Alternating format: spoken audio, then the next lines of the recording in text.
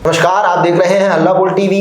मैं हूं अली। राजद सुप्रीमो लालू प्रसाद यादव की बेटी रोहिणी आचार्य अपने माता पिता के घर वापस आ सकती हैं, इसके उन्होंने साफ साफ संकेत दिए हैं और तेजस्वी यादव को चुनौती भी दे सकती हैं। क्या है पूरा मामला, इस विस्तार से जानकारी देने के लिए हमारे साथ मौजूद है हल्ला बोल टीवी के संपादक दीपक शर्मा। ये तो होना ही था जी, ये तो होना ही था कि रोहिणी आचार्य फिर से वापस लौटेंगे जी, और रोहिणी आचार्य ने वापस लौटने के संकेत दिए हैं। रोहिणी आचार्य ने क्या कुछ कहा है हम आपको बताते हैं।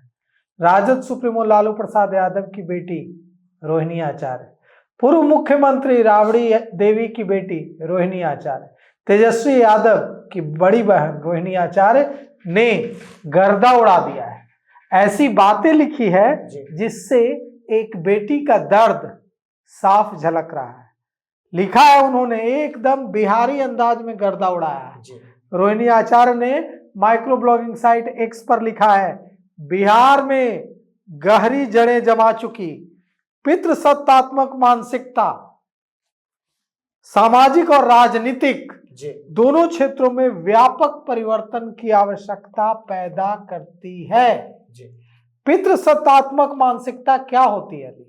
पितृसत्तात्मक मानसिकता मतलब जिसमें पिता बेटे पुरुष को तरजीह हो, माँ बेटी बहू इसको तरजीह न हो। पितृसत्तात्मक समाज जिसमें पुरुषों को तरजीह दी जाए और महिलाओं को तरजीह नहीं दी जाए, महिलाओं के अधिकार को कुचल दिया जाए। तो पितृसत्तात्मक बिहार के समाज के खिलाफ रोहिणी आचार्य ने झंडा उठा लिया है।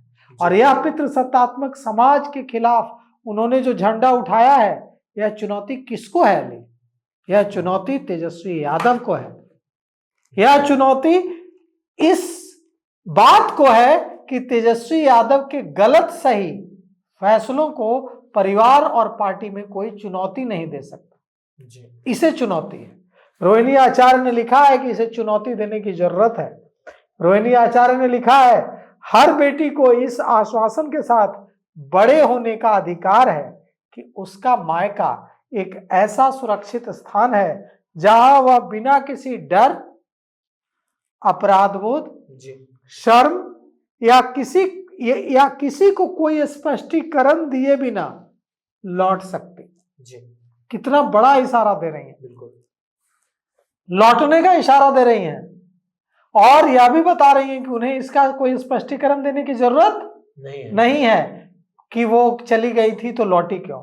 वो लिख रही हैं कि मायका एक ऐसा सुरक्षित स्थान है जहां हर बेटी को बिना किसी डर के, बिना किसी अपराध बोध के, बिना किसी शर्म के और बिना किसी स्पष्टीकरण के लौटने का अधिकार है और वो लौट सकती है। उन्होंने लिखा है, इस उपाय को लागू करना केवल एक प्रशासनिक दायित्व नहीं बल्कि अनगिनत महिलाओं को भविष्य में होने वाले शोषण और उत्पीड़न से बचाने की दिशा में एक महत्वपूर्ण कदम होगा। वो अपनी लड़ाई को सिर्फ लालू परिवार और आरजेडी के अंदर नहीं रखना चाहते हैं, वो अपनी लड़ाई को बिहार की बेटियों की लड़ाई से जोड़ना चाहते हैं। और अगर रोहिणी आचार्य ऐसा करने में कामयाब होती हैं तो बिहार की बेटियां जुड़ेंगी रोहिणी आचार्य से। रोहिणी आचार्य ने जो हार हुई थी राष्ट्रीय जनता दल की 25 सीटों पर जो सिमट गई थी पार्टी 14 नवंबर को, इसके बाद लालू प्रसाद यादव राबड़ी देवी का जो घर है, जो कि रोहिणी आचार्य का मायका भी है, जो तेजस्वी यादव का घर है, जो लालू प्रसाद यादव राबड़ी देवी का घर है, वो रोहिणी आचार्य का मायका भी है। तो उस मायके को रोते हुए बेटी ने आधी रात को छोड़ दिया था और रोहिणी आचार्य ने आरोप लगाया था कि मुझे मारने के लिए तेजस्वी यादव ने चप्पल उठाई। मैंने हार पर सवाल उठाया कि यह जो हार हुई है इसके जिम्मेवार संजय यादव और रमीज नेमत जैसे जो मैनेजर्स तेजस्वी यादव को डायरेक्ट कर रहे हैं, तेजस्वी यादव को चला रहे हैं, घुमा रहे हैं, वे हैं।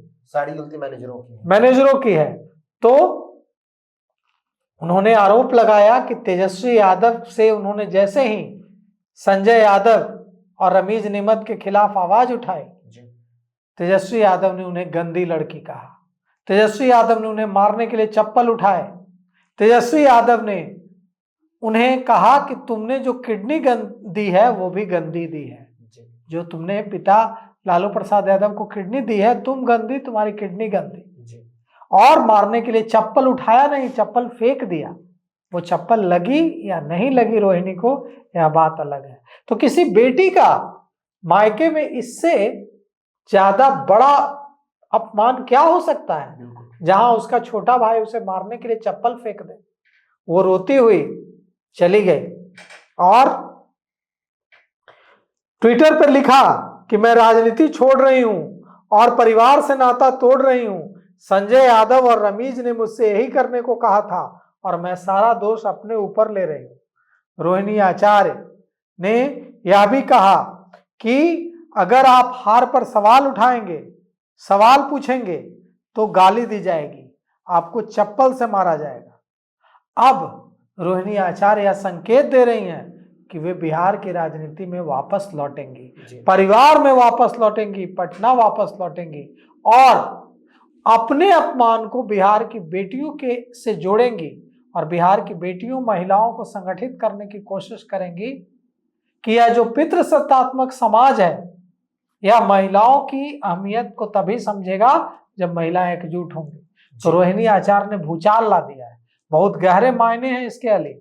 और अब रोहिणी आचार्य के वापस परिवार और पार्टी में लौटने का बड़ा असर आने वाले दिनों में दिख सकता है। जी, तो सुना आपने, इस पूरे मामले को लेकर आपकी क्या राय है, राय कमेंट बॉक्स में जरूर दें। तो फिलहाल इस पेशकश में इतना ही। आए कि खबरों के लिए बने रहे हल्ला बोल टीवी के साथ। धन्यवाद।